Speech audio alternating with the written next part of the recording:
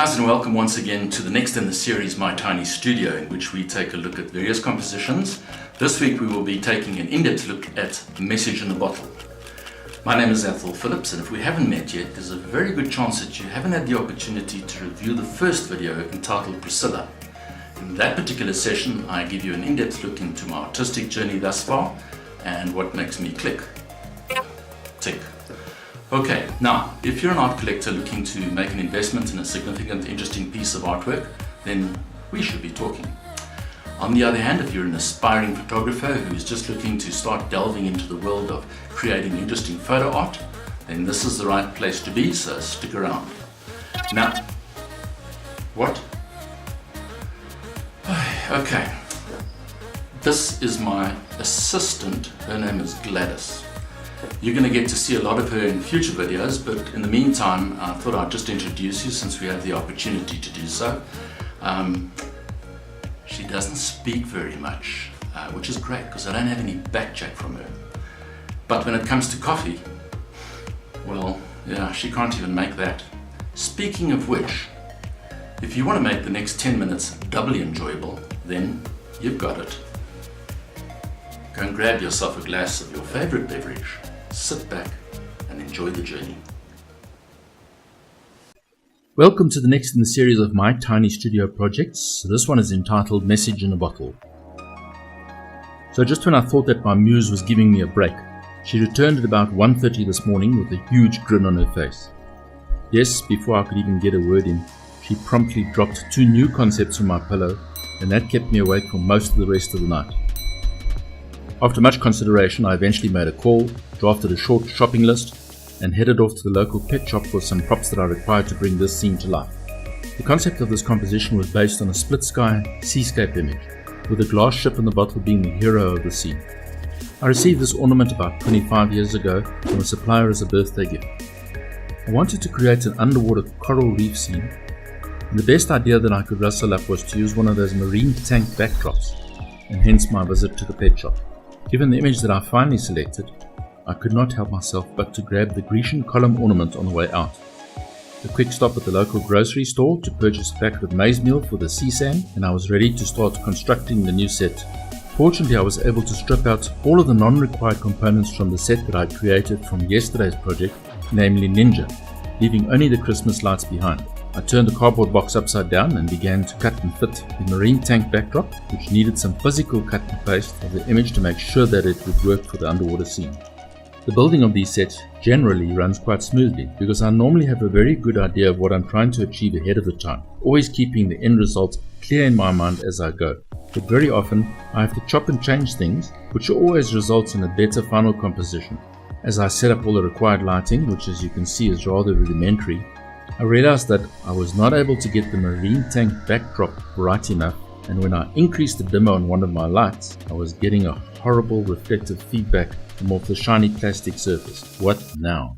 I popped into the local stationery store and purchased a can of that matte fixative. You know, that stuff that you use to finish off charcoal and pastel drawings. I thought if I sprayed the backdrop with this stuff, it would remove the glare. To a large extent it did, but I was still not happy with the lighting itself. And then I had a brainwave. I decided to remove the back and half of each side of the panels of the cardboard box, leaving only the marine tank backdrop intact. Next, I placed lighting behind the backdrop in the hope that it would make it glow, and in so doing, resolve the problem. And boy, it sure did. Time for my happy dance. I was now ready to capture some test shots, and off I went to the studio. I'm now going to take you on a journey of a quick speed edit to show you my process in Photoshop.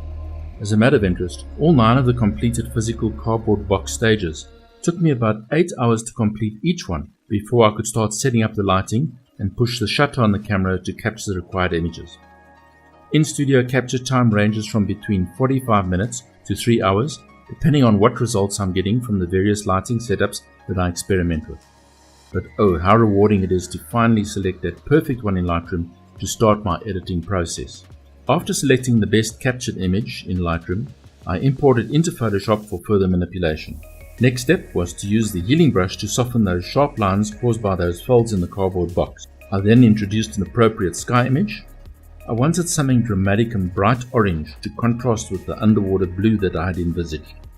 At the same time, I created a layer mask to start building a believable water surface. This was followed by a quick edit to bend the bottle to create the illusion of an error of parallax, as would be seen by a glass bottle half submerged in the surface of the water. Next was the introduction of a texture to start building that layer of foam on the surface of the water.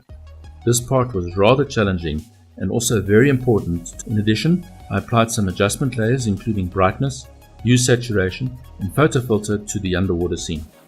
Then a quick further tweak to the lighting of the scene. Now for some quick dodge and burn using the 50% grey and overlay technique. Let's now introduce some skeleton fish and a snake or two from the Raw Exchange collection. Now to add a dash of birds, also using the magic brush from Raw Exchange. I also decided that the fish needed some bubbles, also applying them with the magic brush. Next was the introduction of a light beam, using the Auto Effects Magical Sweet Lighting Pack. I then processed the image through the alien skin exposure to add a layer of mist and then back into Photoshop for further processing. I now added a vignette to draw the viewer's attention to the center of the composition. Then I created a grey border with the stroke effect. I finished this off by adding a new larger canvas layer beneath to create the black backdrop with another outer grey border as the trim. This was then topped off with my favorite golden Trajan color font. And finally I appended my now familiar squiggly autographed signature. And so we come to the end of this, the second in our 7-part series, My Tiny Studio. I trust that you've enjoyed this as much as I'm enjoying this cup of cafe latte.